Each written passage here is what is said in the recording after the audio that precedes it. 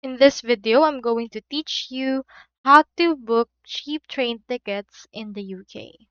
So to do that, you first need to head over to Trainline and you just need to search online or download the application. Add in there your departure and arrival station and choose the date that you want. So as well, most advanced tickets go on sale 12 weeks before the date of departure. So the earlier date you book, the cheaper your tickets could be. Don't forget as well to add your rail card if you have one to get an even bigger discount.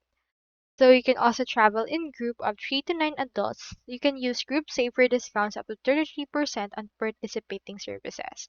Here is what it would look like. You can just choose in here and you can see which one is the cheapest. You can view the stops and then book it directly from the application itself.